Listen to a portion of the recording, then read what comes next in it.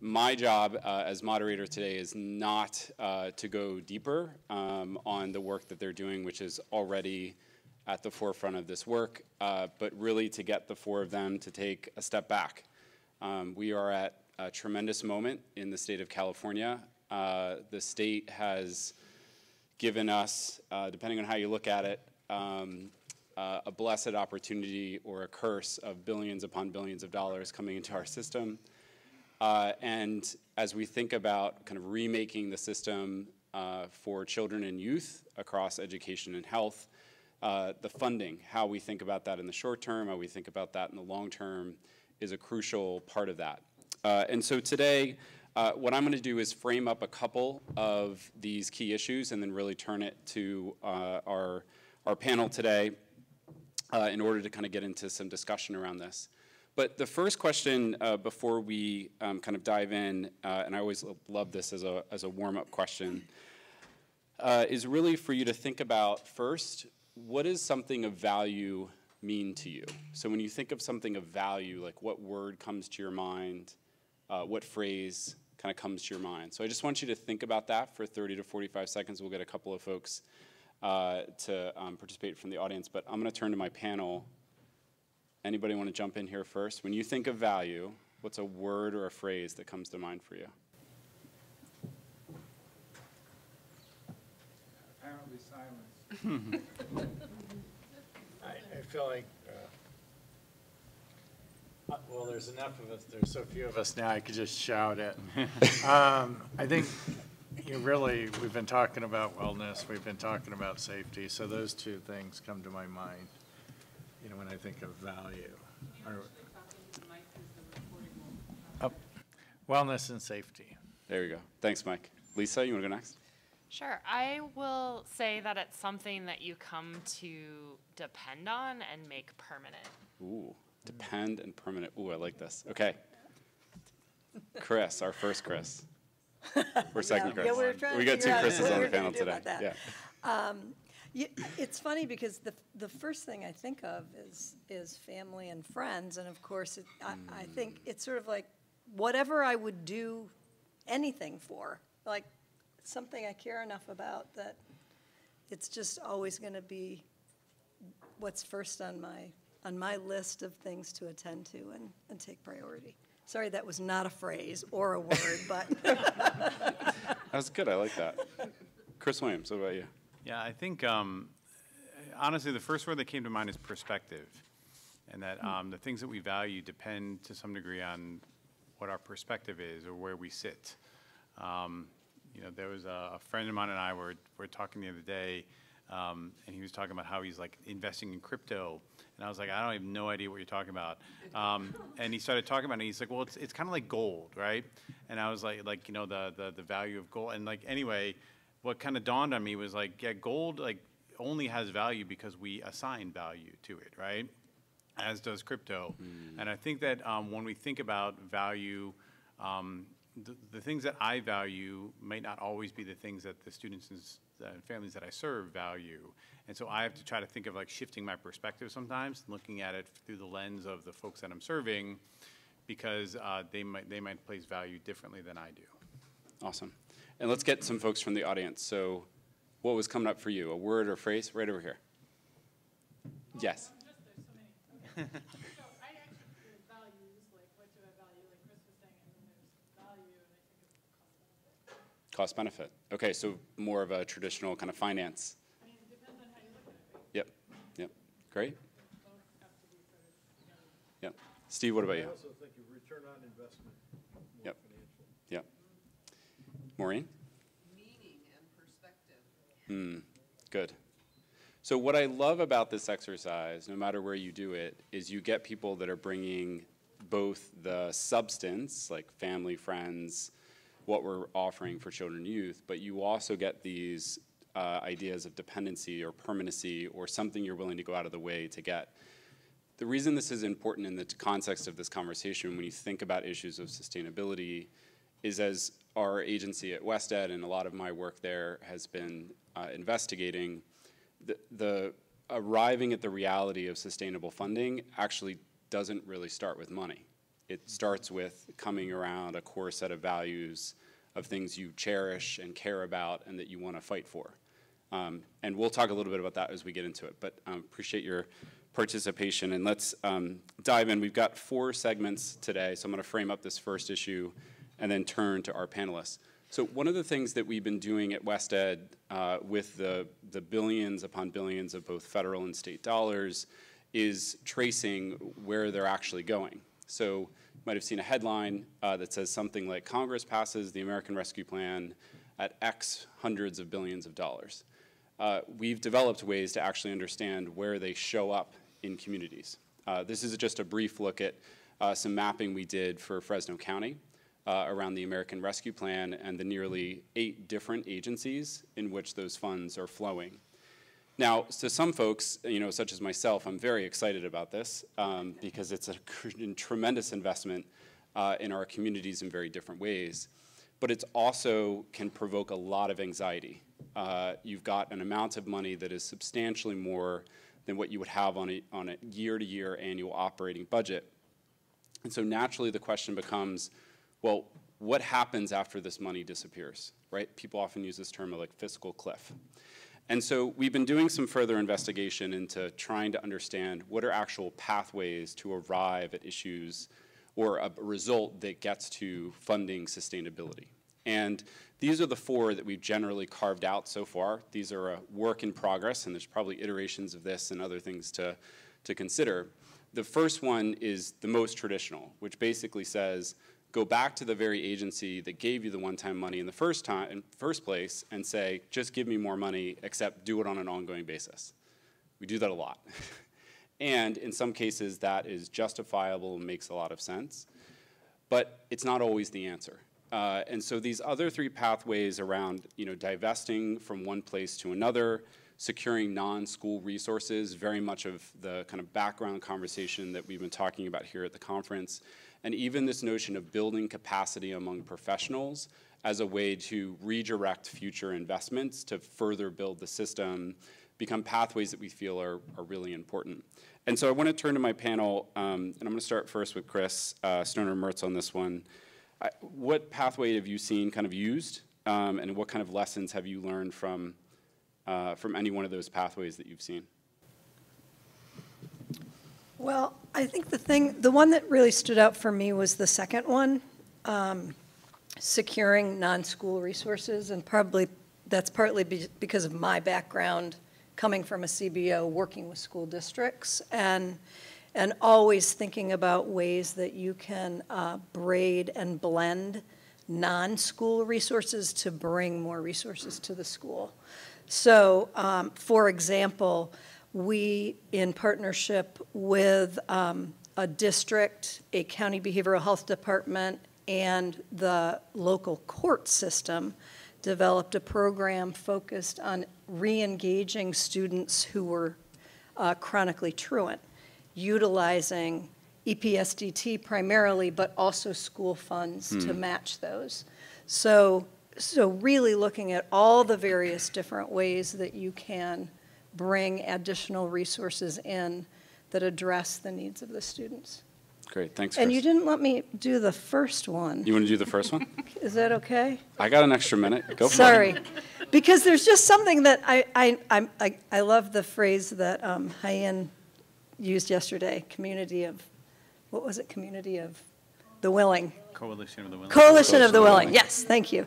But because the other question you were going to ask is, what of these different pathways have you used before, right? That's right. Where have you seen these different pathways used during COVID? And my point was going to be, we moved mountains for the public health emergency. And we have a children's mental health crisis. And yet we are not, we're back to, we've got a plan for 4 or 5 years. We've got to figure this all out. It's going to take time. I just read today an article that said 1 in 10 high school students have attempted suicide. I don't know where the data's from. I've got to go back and really look at it. But, I mean, we have a children's mental health crisis, and we're not really acting like it in the way that we did around the public health emergency. So Thanks for letting me say that. Of course. And I just to bridge this to Lisa, and I'm gonna let her jump in here in a second, but I think, Chris, your point here is, I think this goes back to like bridging, like we have a lot of money in the system, you know, a budget that formally was adopted to kind of push into the system and kind of remake parts of it. But what I'm hearing from you is that where's the motivation? Like where's the burning fire that is accelerating this work kind of even further? All right, Lisa, what you got? I mean, I think the funding pathway that I immediately think about is very similar to Chris's around how to leverage non-school resources. I think about Medi-Cal. I talked a little bit about Medi-Cal earlier.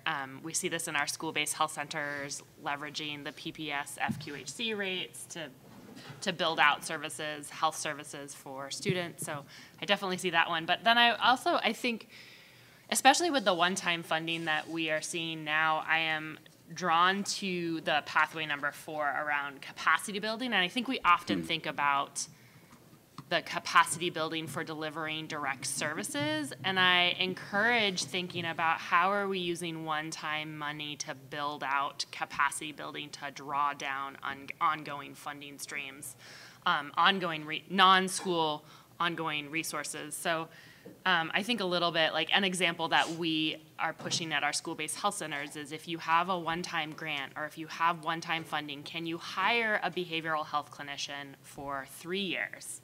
You don't have to worry about reimbursement. You don't have to worry about what all those systems look like.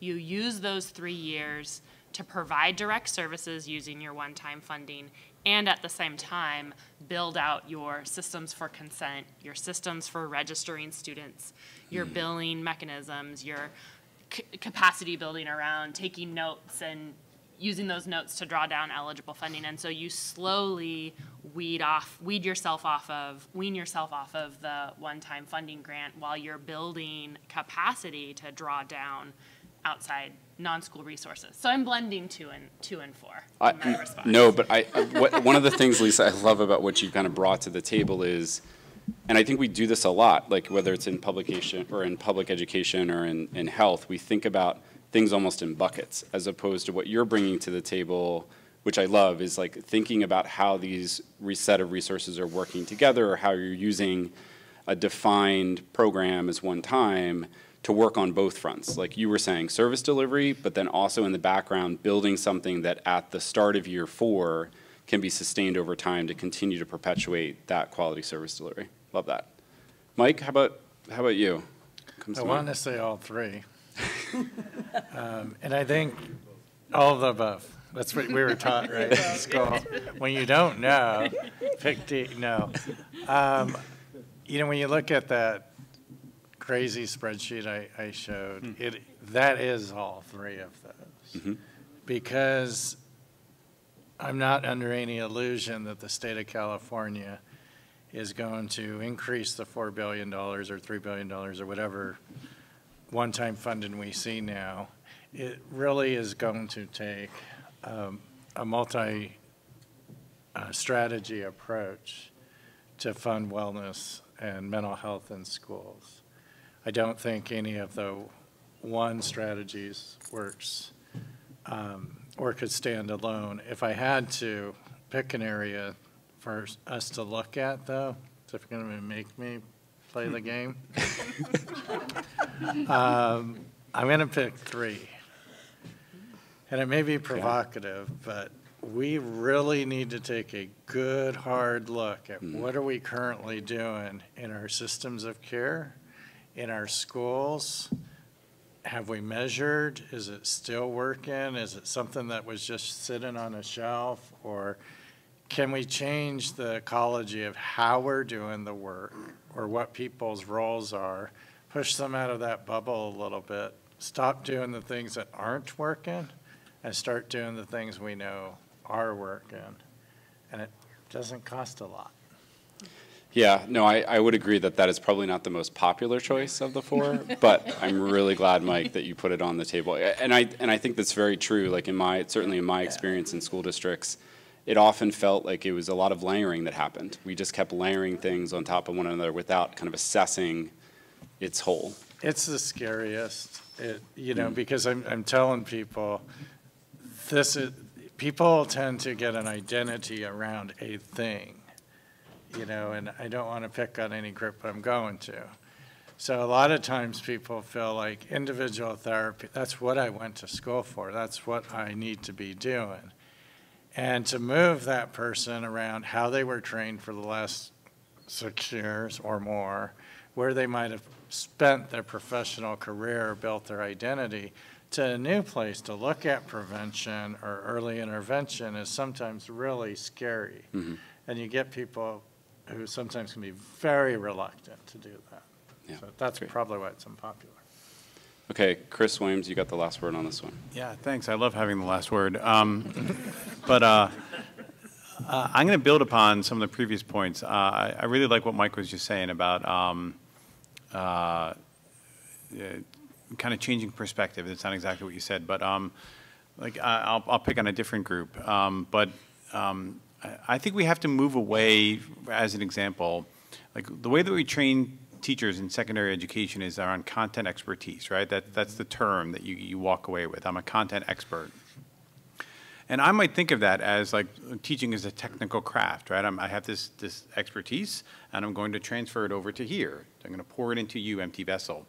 And what I think we heard on day one is that everything is about relationships, right? That's how the brain develops. That's how we communicate with one another. It's all about relationships. And so teaching is not a technical craft. Teaching is a human craft. And we have to actually connect on the human level. And that's not that different, right? Like all good teachers that I know that you have to make a human connection and really emphasize the relationship. So why do we train to be content experts as opposed to training to be relationship or engagement experts, right? Oh, yeah, we can get snaps. Yeah, I like the snaps. And so I think similar to clinicians, you don't have to sit in your office and wait for referrals to come to you. You can actually go out in the playground or in the lunchroom. You can actually conduct a clinical session while playing basketball or while playing Jenga, or you know, horror of horrors, sitting at a lunch table with a group of students. You can actually have a clinical session, and then you can do that. So we have to kind of, each of us has to get out of our comfort zone and out of our box a little bit to think about how are we doing things differently, because when we talk about innovation and we get really excited about innovation, too many of us bring our old systems of thought to innovation, including a lot of our decision makers, right? And like, we're going to innovate, but we're going to innovate within this system that we all agree upon is broken. So how do we actually think about not using the broken system within which to innovate? How do we actually get outside of our comfort zones individually, but also systemically to think creatively about addressing these things that are complex and not individual and require innovation? Awesome. Thanks, Chris. Sure. Okay, let's transition to our kind of second area here. Oh, here we go. Sorry. All right, so one of the other things, as I was saying, so we started the panel with kind of talking a bit about why value, or like the notion of value, holds such promise around issues of sustainable funding. And we kind of went pretty far into the deep end in looking at those different pathways. But in the middle, some of the research that we've been doing at WestEd to try and understand these issues of sustainable funding and how it can kind of serve California's current context reveals kind of two kind of broad components that I'll break down just briefly here. The first is really around people, that when you think about trying to achieve levels of sustainable funding, you have to have individuals, people, that are able to communicate a vision and to set a set of priorities that would stake a claim around some set of resources to achieve a strategy or outcome that you are looking for. And that those individuals have to be in a collective that's fairly organized and crosses both internal and external actors. So whether you're in a public school district, the difference between being a central office employee, a school employee, versus a community-based organization, there has to be some common agreement about how those actors are speaking to a communicated vision. The other component of this is the practice component. And especially when you are standing up the practices that are not as well known to the system, it's almost like a virus coming into a body that's foreign, right? You have to somehow communicate how that priority actually is making impact, right? So when we think about practice, there is the evidence of impact. What's the data you're collecting? We've heard quite about that today, to actually say what we're attempting to do, like changing those old systems that Chris Williams was referring to, actually is having an impact on kids that is different and better than what it's been in the past. And that you can demonstrate that you're not in a state of staleness, right? You're constantly thinking about how to improve those systems time and time again. And so these are like what I would describe as some of the conditions that are really kind of necessary to have in place to achieve sustainable funding for some of the new designs that we're trying to achieve with children and youth in California.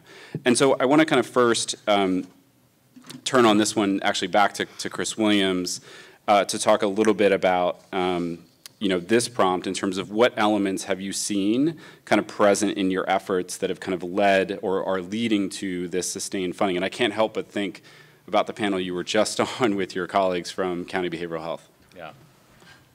Yeah, so first and foremost, what I've seen that has propelled our partnership forward is the leadership in our county.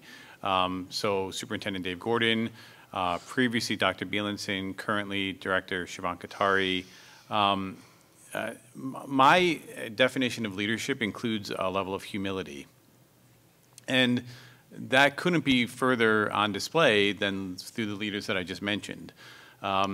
I remember when we hired our first set of clinicians, 10 clinicians, and we brought them into the SCOE conference room to do our training. And Dave Gordon, who, he's incredibly well respected. He's a giant in the field. His bio and his list of accomplishments is, takes up pages. And he came in to talk to them, and he didn't want to address them. He just said, "No, I'll just kind of sit and I'll listen."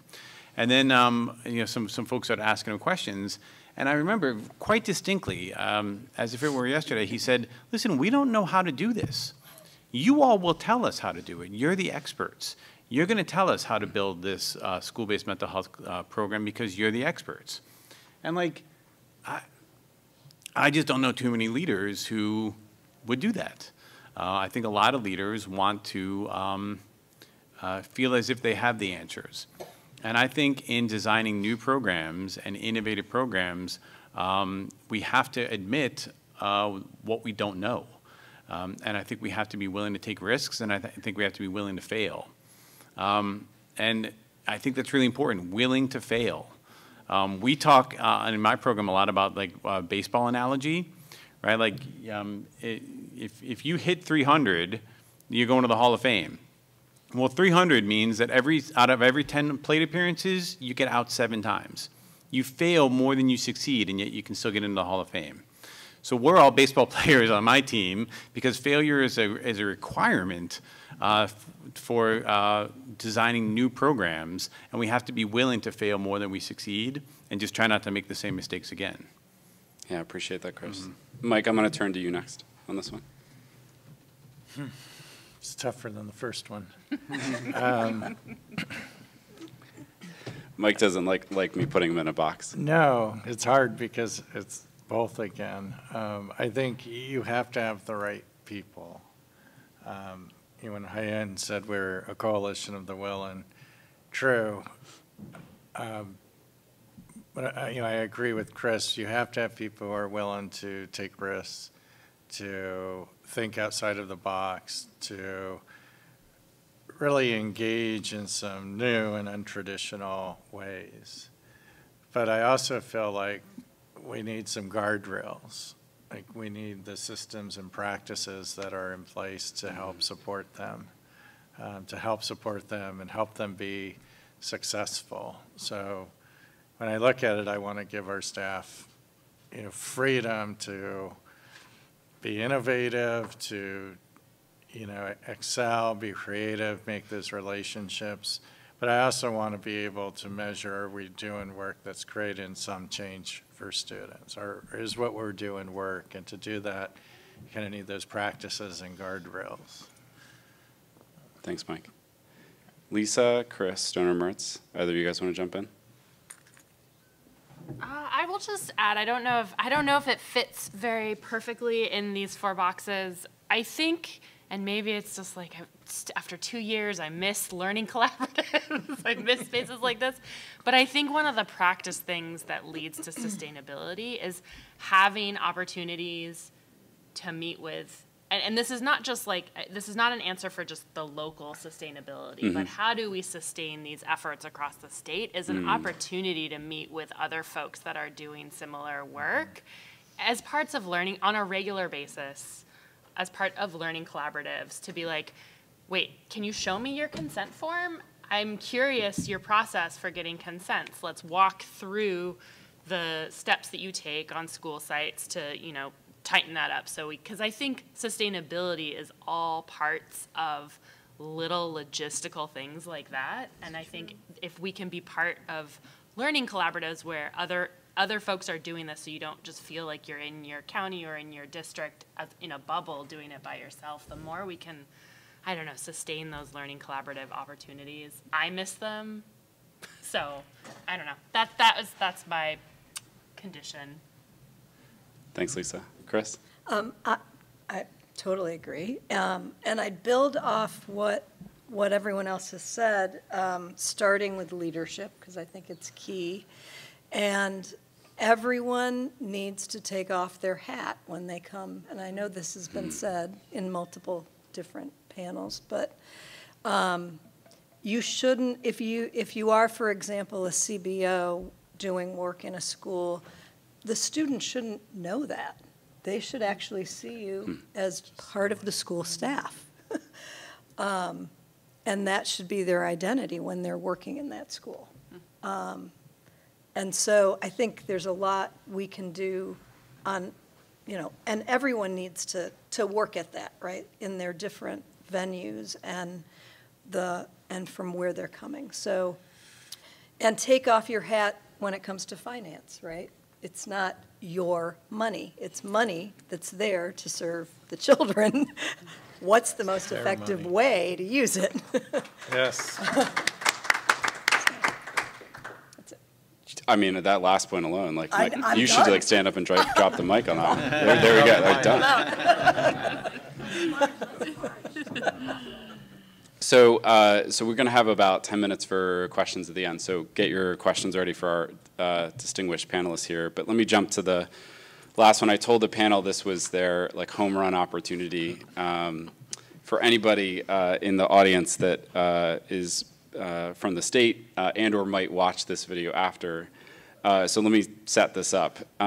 So at Westhead, we've been doing a bit of work trying to understand the differences between sectors that we're trying to kind of bring together. And you know, as has been stated, the kind of coalition of the willing kind of see pieces and elements of this. When we take a kind of macro step back, we can observe one very large difference in that health in California tends to be a very kind of top-down structure. It's a very centralized structure, and that creates a lot of benefit, particularly from the way that we finance health and medical care for populations in California.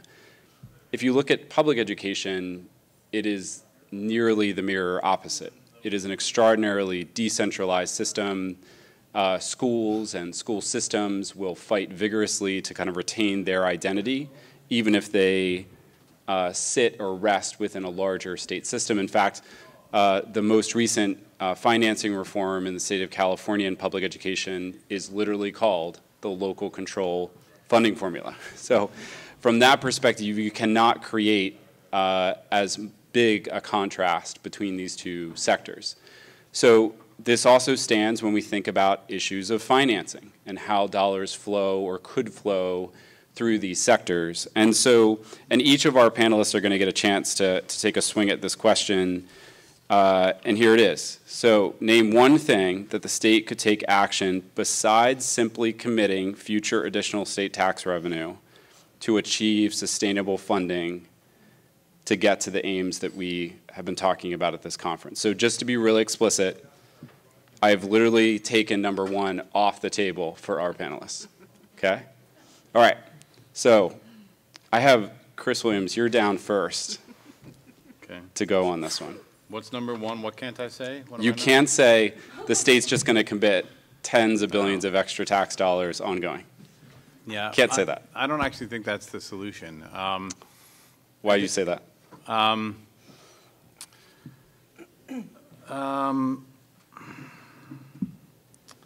don't know. I mean, I grew up in a really dysfunctional home, right? Substance abuse was present. And there's a term in substance abuse that's called codependency, right? And codependency is really not a good thing. And so if all we're doing is creating a system where folks are dependent on somebody else to give them money, then that's codependency. I mean, that's kind of the definition of codependency. I think that we don't want to create a system like that. I think we want to create a system where everybody has a horse in the race, where everybody has some stake in it. A collective impact is about everybody kind of coming to the table with their agendas, with their goals, with their resources, and saying where are we aligned, and how do we get to yes on some of these things. And I think that's what we need to be doing. I think we need a shared leadership, shared decision-making protocol and process. I think things like the SB 75 work group are great, and then we come up with a list of recommendations and we give them to somebody else to make decisions on those recommendations. Whereas, how could we create a system where the folks who are engaged in the process and engaged in the work are actually also engaged in the decisions around how to generate those dollars and how to direct those dollars? And so a shared leadership model where folks are working towards yes, right? Not coming in with their hat on that says, my role here is to say no. We actually have to think about how are we all aligning our goals and how are we all working towards yes. And if it have to say no, maybe we say not yet, because that's on our priority right now. We'll get to that, but right now these priorities, well, we all agree that this is the priority over here. So collective decision making, we're all working towards yes on a collective impact model would be my recommendation. So what I'm hearing, I just like to play this out. What I hear you saying is like really kind of in some ways breaking down some of the decision-making processes the state's going through in terms of allocation of resources, where there's a bit of a shared goal between, say, a state and a region and community together. So like it's kind of your notion of like getting to yes. Yeah, I think, for example, the SB HIP, I think that's a really good step in the right direction, right? Is that health plans and county offices of ed and LEAs are all coming together to say, here are our goals, and it's an incentive program to get to sustainable funding. There's a carrot that's dangling there. It's not just the $400 million that's currently allocated. It's this $400 million is a bridge to generating potentially a revenue model that we all can work collectively on, billing, like having educators bill health plans to drive sustainability. That's a great thing, I think, and how we're all having to come together to collectively work on the plan, because our goals are inextricably linked right now. We have to work together to get to the incentive that's at the end of these 3 years. It's still undefined, but us coming together to think about that and then potentially go back and say, here's what's working, how do we generate sustainable dollars around what's working? Awesome. Thanks, Chris. All right, Lisa, I'm going to go to you next. Oh, I wasn't ready. I'm going to do two. Sorry, one's really quick. I think, Here, pull the mic a little bit closer, Lisa. Do you all use place of service codes? So the place of service codes are when you provide a Medi-Cal service, you have a place of service where it happens. And so I would love everyone that is doing school-based services to be required to have a school-based place of service code. So we could look across all of our types of providers delivering services in school settings and know which ones were happening in schools. So that's kind of a data answer, but I do think it would help us know like what we're investing on in school sites. So that's one really quick answer. The other answer, I think I'm optimistic because I think the state is doing it for our high acuity, more adult populations, but I'd love to see our state transform what it means, what medically necessary services look like for pediatric populations. Because I think that, we are really stuck in a clinical well child visit, a clinical mental health visit with a licensed clinician. And we know from, at least I think from our school-based work, that that's not what what services young people thrive in or want, or really gets at the underlying needs. And I think our state is doing it for homeless adult populations and the dual eligible populations where they're reimbursing for housing.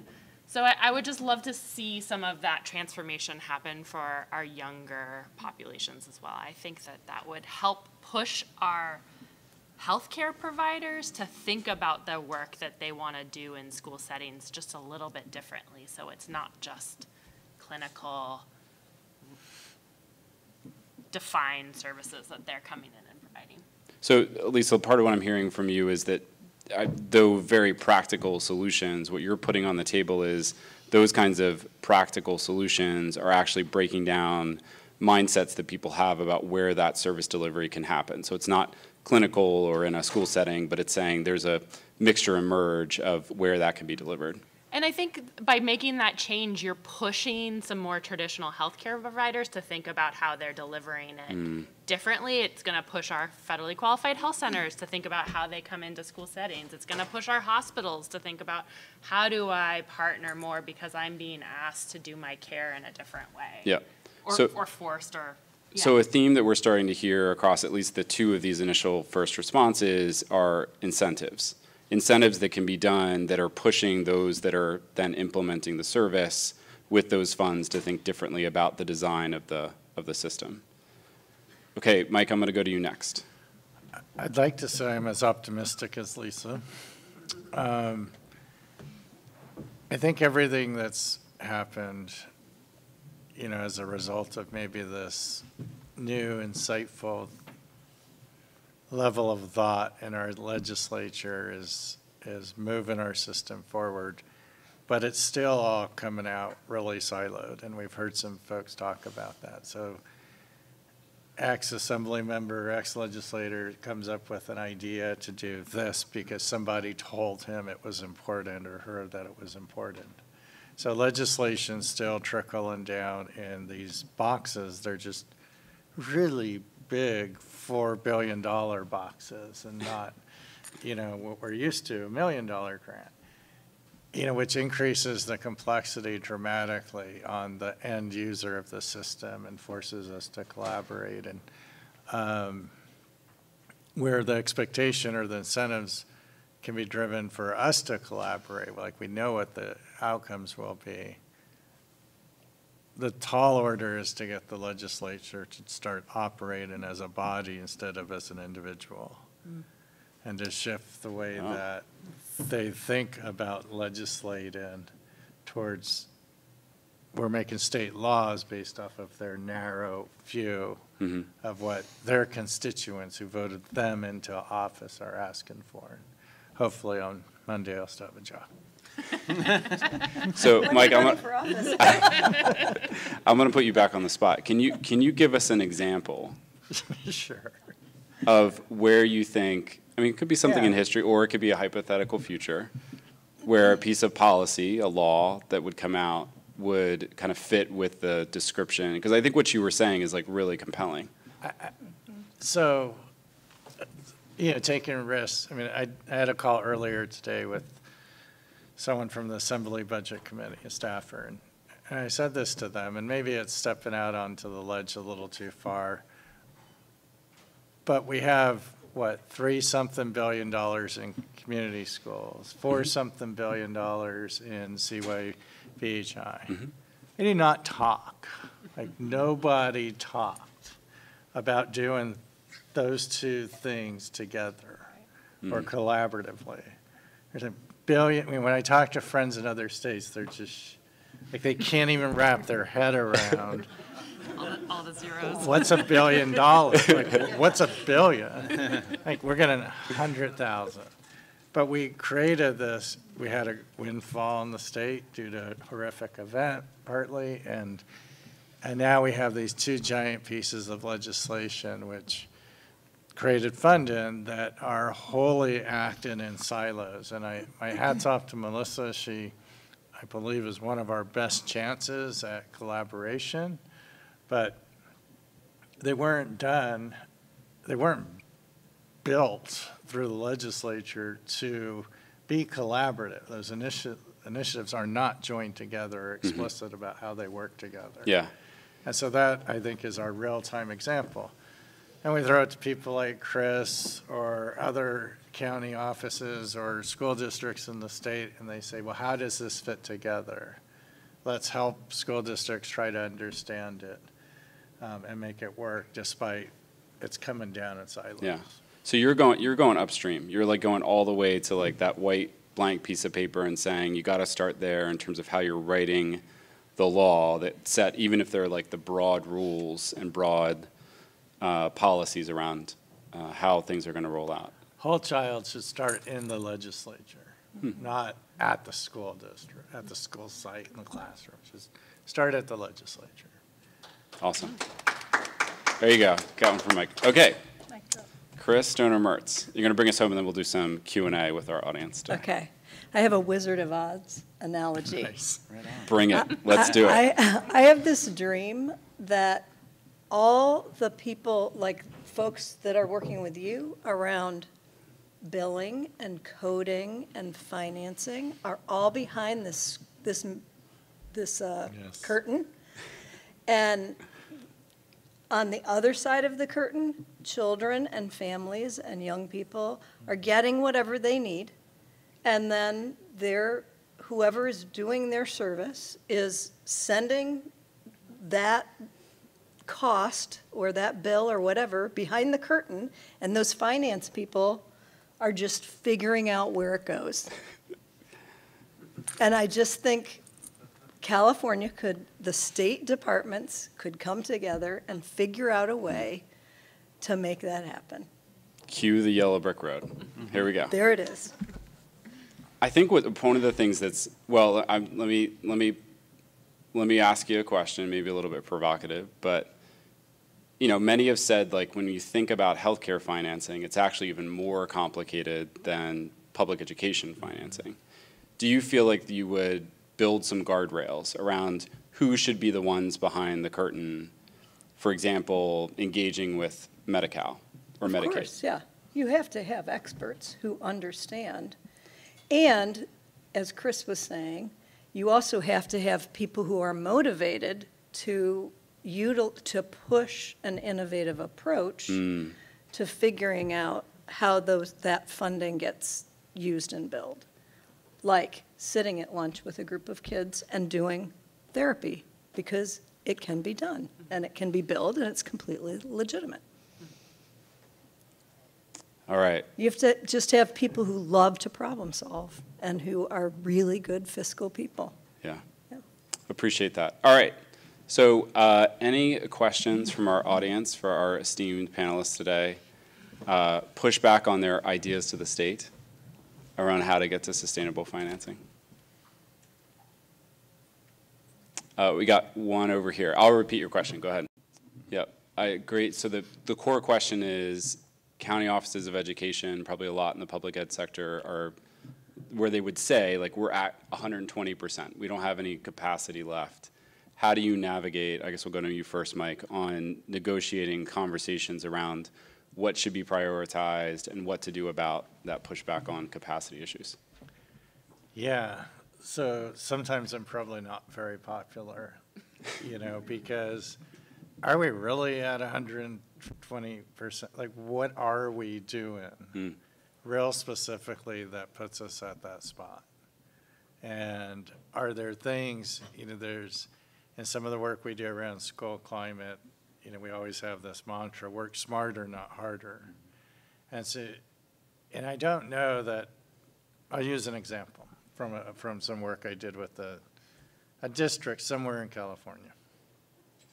We were talking about implementing a school climate program, and feedback from staff was we have too many things. There's too many initiatives, there's too many of this, and one more thing, implementation fatigue. And so I asked, well, what are we doing? Like, can you show me something that says, here's our school initiatives and here's our district initiatives? And the answer was no. So they didn't know in this district how many initiatives they were doing, or even at a school site, they couldn't pick up a piece of paper and say, we're doing these 5 things. And this is pre-LCAP, but still they struggle with it, even with LCAP. And this is how it links to our district initiatives or our county goals, et cetera. So I couldn't do that. Until one day when I went to do a training, they came back and they said, we know now. We have 88 initiatives in this district. I said, well, how did you find out? Sorry, 88? 88 different initiatives in this semi-large school district, not the largest school district. And they said the union told us. So the union, CTA, went and counted everything that was being done. The district didn't know, the school site administrators didn't know, the teachers felt it. But half of that's probably not working.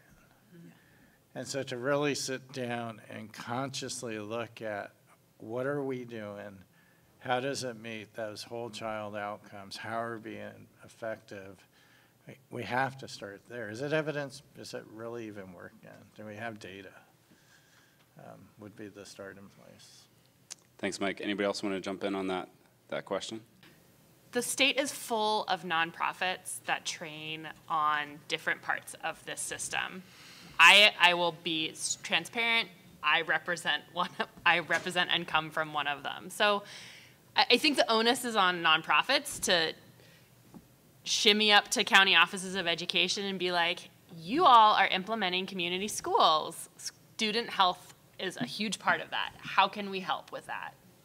And I think the onus is a little bit on county offices of education and county departments to be like, hey, who has been training on this for decades in some cases? How can we utilize and leverage existing expertise to help us do some of these local, statewide initiatives? And I'm by no means saying that CSHA is the perfect partner in all of those, but like, you know, the Catalyst Center, I think that there's lots of really great community-based driven expertise out there. So if you all are feeling tapped out, I'm not saying that like we can step in on all of them, but we are happy to be partners. I can't speak for everyone, but Chris is like, shh. Oh, yeah. All good. All good. Chris Williams, you wanted to jump in there. Yeah, I just want to kind of double click on what Mike was saying about, you know, I don't know how many other industries talk about coherence as much as educators talk about coherence. And I think the reason we talk about coherence so much is because of the decided lack of coherence that exists, right? And like 88 initiatives, like, that's stupid. But like nobody even knows what they're doing is what I heard you say. And so like let's forget about like, do you know whether it's working or not? I think like what I like the idea of like innovation, as you've heard me say, and adding new things, but we also have to be willing to get rid of things, right? And I think that too often we add something that is in direct conflict with what we've been doing, and we continue to do both. And now we literally are just chasing our tails. I'll give you an example from back in New York. We were called in to help this school with chronic absenteeism. And so we brought a bunch of mentors in, and I started chatting with our site director at one point. She was like, yeah, it's not working. All they want us to do is make phone calls. And I was like, well, what do you mean? And it's like, well, they're just having us call all the kids who aren't in school. And anyway, we did a little bit of digging, and the school asked us to address chronic absenteeism, but they kept in place the policy that if kids weren't there, I forget what time it was, I think it was 9:30, they literally locked their doors at 9:30 and didn't let the kids in. And so I was like, well, we don't have to call them. We can just go across the street on the corner, you know, and talk to them and bring them into the building, right? Like, why are you asking us to call kids who are literally outside your building wanting to come in? Just open the doors. Like that's, we solved your chronic absenteeism problem. Just unlock the door. But this is a perfect example, I think, of how we enact policy that maybe sounded like a good idea when we were sitting in a room, but then when we actually start doing it, it's just stupid. And it's not furthering our goals, and yet, but it's because it was written down, or because the principal, the superintendent, or whomever it was told me to do it, I now still have to do it, as opposed to pushing back and saying this isn't working, and then having the leadership to accept that. So I think in terms of capacity building, to get back to your original question, is how are we thinking not about more or doing things more, but just doing things differently to free up capacity? Because let's take away 50 of those initiatives, and now you've gotten more than half your time back, and now you're not at capacity anymore. All right, let's take one more question. Okay, maybe two. We'll go two. Oh, maybe three. Oh my gosh. Okay. So we'll go to Steve. We'll work from right to left. Go ahead, Steve. Yeah. So Steve's asking just for the recording about where businesses are at the table of this discussion on service delivery. I saw a lot of heads nodding, so whoever wants to jump in first. Oh, Yeah, so we think about it as a human services problem, but it's also a very big economic problem for California and for the country. So from a business perspective, if we can do this well, businesses will succeed and they'll get qualified. We won't have workforce issues, we'll have qualified people. So I think business does need to be an integral part. And in some ways, you know, business has money that can be invested, but they really have power and influence in the legislature too. And so I'd almost rather have industry or Google or whatever large companies pressure our legislature to change how they do business, you know, because we have this crisis. It's a human services crisis, it's a mental health crisis, it's an economic crisis for the state. So maybe that's a way that business could leverage, is by applying pressure to the legislature to start behaving in a whole child way and collectively creating legislation that can be rolled out across the state. I think we're going to end it there. That's a pretty good one, Mike. Thank you for that. Maureen, you're up next. I want to thank you for starting this conversation about values, because what I've been thinking about this is that probably the most important work I ever did with a group of superintendents was facilitate a conversation about developing the guiding principles for making decisions as a collective group. And because your question was about, you know, what could we do, I guess my question becomes, can you institutionalize values for cultural change that make a difference? Or how would you do that? That worked really well that one time for our group. I don't know if you can legislate how to have a valued conversation, but if you have any ideas about that, that would be great. Well, I mean, I think it is institutionalized. I just don't know that it's operationalized. I think that every organization probably has a mission. It probably has a list of values. I think a lot of districts have these, mission or vision statements. I just don't know how often we return to them. How do we get that into the everyday operations? One of the things that we do, right, SCOE, the Sacramento County Office of Ed, SCOE, we lead a statewide initiative around social emotional learning with the different county offices of Ed. And one of the things we draw upon is the Collaborative for Academic Social Emotional Learning, or CASEL, has a playbook. And that's what they call it, the playbook for social emotional learning. And in that playbook are these things that they call 3 signature practices. And it's a welcoming ritual, an engaging activity, and an optimistic closure.